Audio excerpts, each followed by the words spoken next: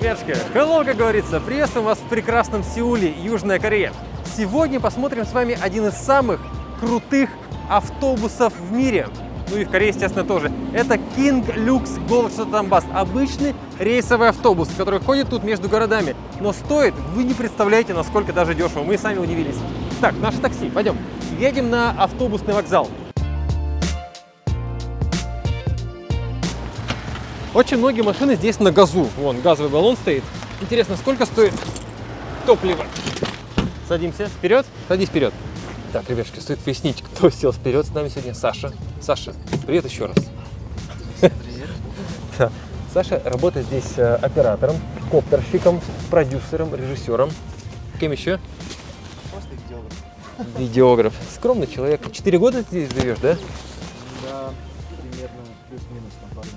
Ну, Саша решил составить компанию сегодня. Прокатиться на свободный день, но с ним еще поговорим. О, Ионик 5, такси. Такси, которое мы вызвали, чтобы вы не подумали там чего-то, это самое дешевое такси, которое здесь есть. Самое дешевое, бюджетный. Поездка будет стоить где-то нам 14 тысяч вон за 30 минут. Это вот самый эконом. Мое дорогое такси будет стоить 4 раза дороже, чем это. И что это будет за машина? А, так и называется Black. Все автомобили, скажем так, бизнес-класса. Да. И чтобы водить вот именно вот этот Black, он должен отъездить 10 лет Да ладно. без аварий. Да ладно. Да. И только тогда он имеет право пересесть на что-то на Black такси. Офигеть. Вот это уровень. Ну, честно говоря, все даже водители, с которыми мы ездили в экономе, приятно с ним ехать. Как-то вот чувствуется, что человек работает конкретно. Не подрабатывает, а именно работает. Это что такое? Прикольно держаться. Короче. Ну, велосипеды электрические и не только. Кстати, такси все на газу. Все на газу? Да, абсолютно, 100%. Либо газ, либо это электромобиль. Они вообще с завода выходят. Вот если машина именно под такси, она уже с завода выходит. На газу? Да, с LPG у нее сразу в багажнике стоит бак вот этот. Да. То есть тут качество повсюду. Строго очень законно. Так, кажется, прибываем, да? Вот бас терминал, это он. Окей. Thank you. Как спасибо по-корейски? Что-то еще не выучил. Да, что, попроще ничего нет? Хамсамнида. Мы вчера пытались привет выучить по-корейски, и у нас тоже ничего не получилось. Еще раз. 안녕하세요. Но это сложнее, чем hello. Саш, что это вот за тележечка стоит? Вон там. Мусорка? Нет, они так йогурты продают. По утрам по районам развозят молоко, йогурт. То есть это доставка еды? Нет. Ого, он не выглядит как старый вокзал. Вот наша красота стоит. Премиум Gold. Ты ездил вообще на таких? Это вот обычные, а голда это вот.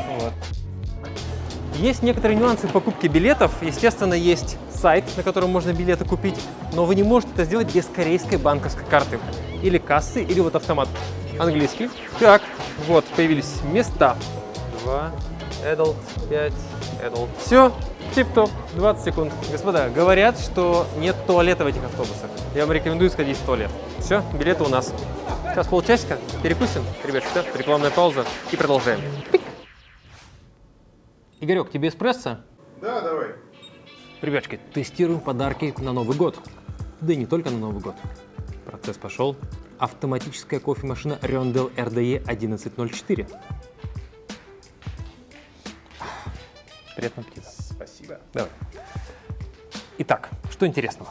11 напитков одним касанием большого сенсорного экрана. Эспрессо, американо, капучино и латте, как у профессионального бариста. Множество настроек, крепость, объем, температура. Все это можно настроить под себя. Третье. Технологии. Итальянская помпа Улка на 19 бар. Она создает оптимальное давление для максимального раскрытия вкуса любого сорта кофе. А также швейцарский расходометр Дигмеса. Кофемашина точно дозирует воду и молоко. А еще всегда вовремя напоминает о запуске программы очистки от накипи. А это залог долгой службы устройства. Так, время капучино. Кстати, бренд Rondel известен по стильной и качественной посуде для приготовления, а вот теперь делают кухонную технику и кофемашины. Капучино. Готово. Хороший вариант подарка на Новый год. И не только на Новый год. К тому же от нас для вас доп. Скидка 10% на Яндекс.Маркете по промокоду COFFEE808. Специальную ссылку уже внизу. Рекомендуем. Продолжаем. Ребятки, спасибо, что посмотрели. Специальная ссылка внизу. Итак, у нас есть билеты. Платформа номер 13. Это что такое? Погоди, ну-ка.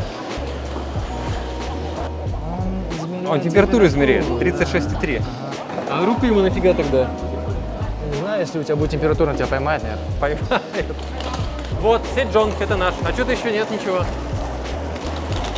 Что рисует? Опа! Вот он приехал. Лимузин. Смотри, как Вот он он. красиво заехал. Царский автобус. Царский автобус. Это Kia Grandbird S125 Silk Road версия, еще и какой-то непростой. Слушай, ну на таком я не ездил, Так, нет. и чё, какие наши действия? это как бизнес-класс в самолете. Что-то Офигенный? Я же тебе говорил. круто, да. Hello? Ага. Thank you. Слушай, ну это бизнес-класс самолета, действительно. Зацени, как сингапурских авиалиний. Ты смотри. Ребята, это автобус. Это рейсовый автобус, который стоит дешевле 1000 рублей. Но у нас тут места как бы на пригорочке, ну как вы знаете, это обычно последний ряд, там немножко выше. Но единственный, вот есть нюанс по поводу последнего ряда. Обратите внимание. А у меня что, не выдвигается почему-то? Ты что-то нажал? Есть нюанс. Видите какой? Что мы здесь не можем сесть. Да, но видишь там, как люди могут сесть. А мы здесь так сесть не можем, потому что разница между уровнем высоты, ну, даже в сидячем положении не очень комфортно. Ну, чтобы вы понимали, как бы вот девушка сидит впереди, вот, видите, и вот там ноги нужно вытянуть в то кресло, вот туда вот. А у нас так нельзя сделать. Все, 14:39. Смотри, вот прям точность идеальная.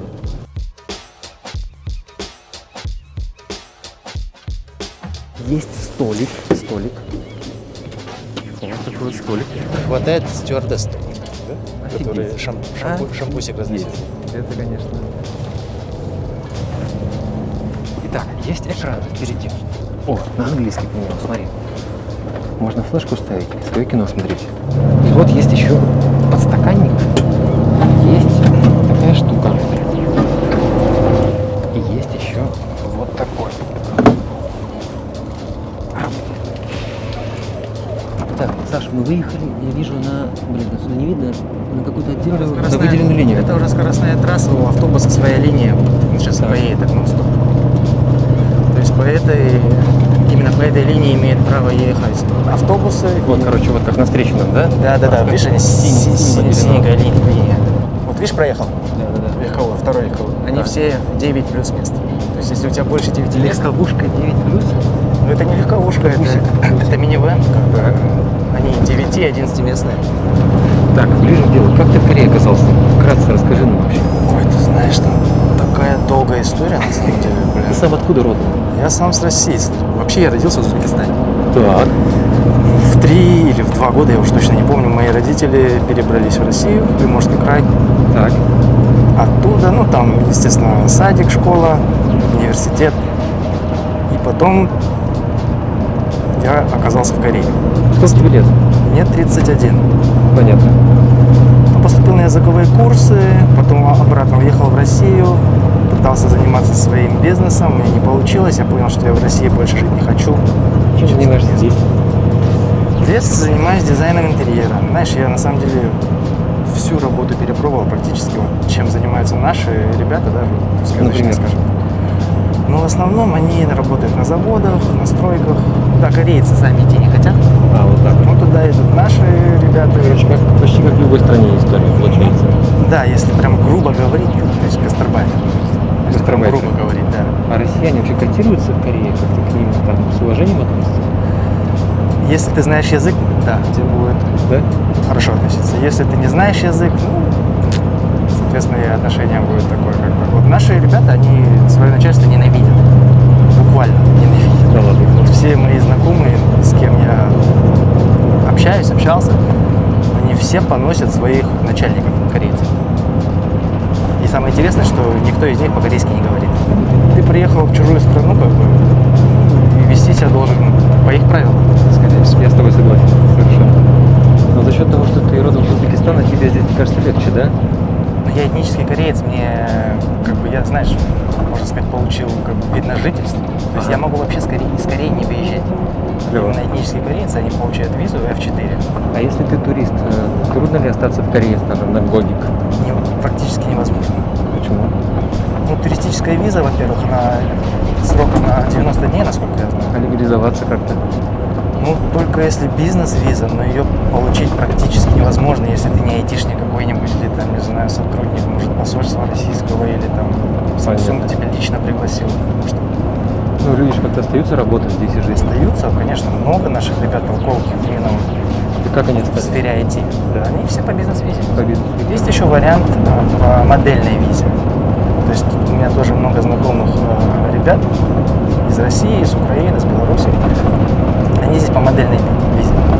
То есть А в чем суть модельной? Суть модельной визы в том, что ты будешь здесь работать моделью.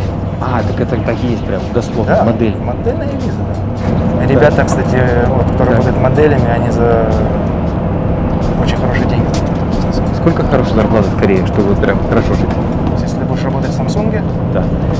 там, в Naver, в LG, в офисе я имею в виду, да. Будешь где-то порядка там 3,5-4 тысяч долларов В месяц. в месяц. Да. А что по медицине?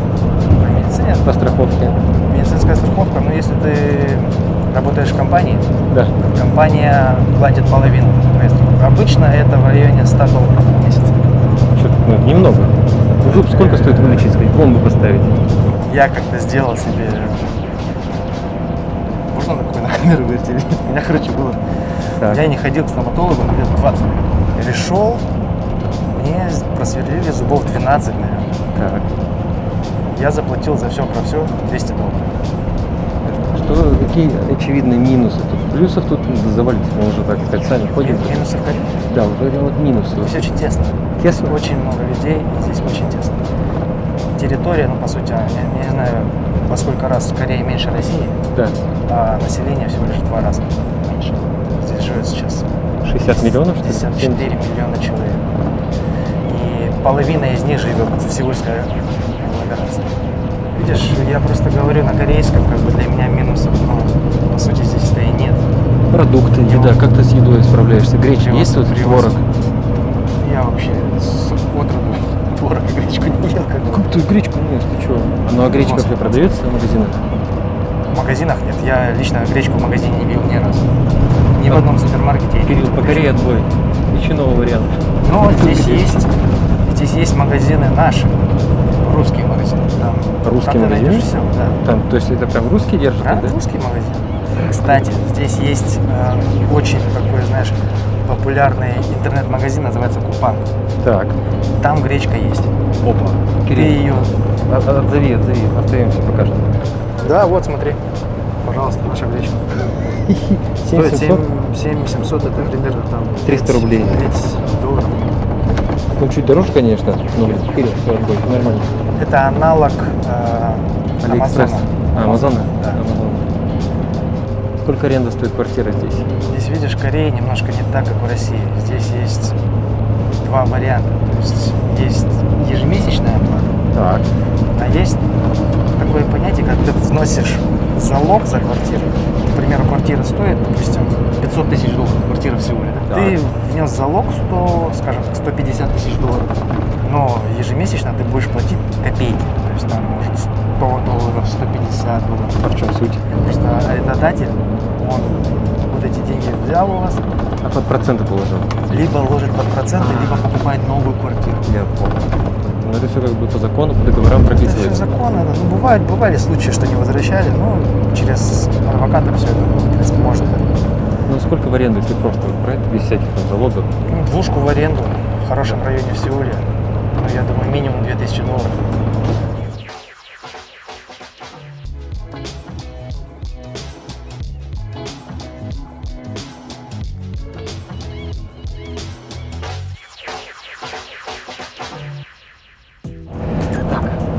Что еще у нас интересного есть по этому автобусу? Туалета нет. Туалета нет. Я не Туалета видел нет. ни один автобус с туалетом. Здесь через каждые 40 километров пит-стопы стоят. Они огромные. Там есть и туалеты, и магазины, и там фудкорты. То есть там вплоть до Макдональдса. Хочешь сказать, мы будем останавливаться? Мы, скорее всего, один раз должны остановиться. Да? Сейчас. Сколько скорость? Будем проезжать, я тебе покажу. Ну, соточку идем. Вот, 97. Так, он плюс-минус 90-100 вон, 100 кочегарит. Слушай, корейцы вообще культурные, да? Очень тихо. Никто не кричит по телефону, не звонит. Даже если они будут разговаривать по телефону, они будут говорить очень тихо. Да? Одни мы тут едем. Менталитет, тарахтим. конечно, в корне отличается от нашего. Короче, шансон тут никто не слушает, да? Шансон. Раньше был шансон. Сейчас все слушают BTS.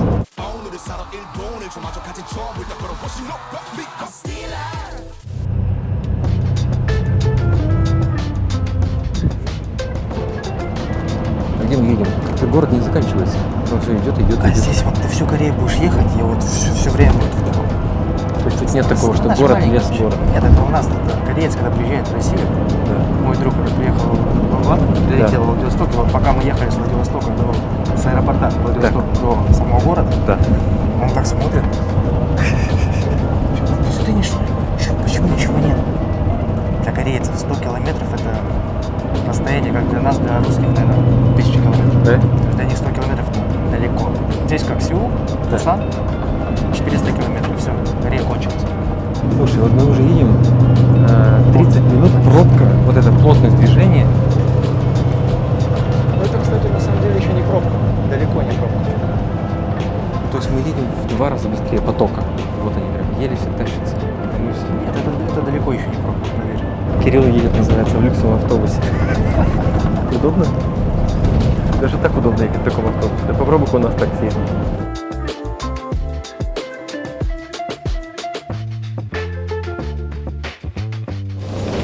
Так, Александр, ваши комментарии по поводу нашей затянувшейся поездки. Честно, в таком автобусе, мне кажется, можно еще столько же доехать. Это правда. Жалко, ужин не подают. Да, с едой тут и туалет нет. То есть, если вот кого-то прижало вдруг в пути, остановок нет. Ребятушки, вариантов нет. Надо терпеть.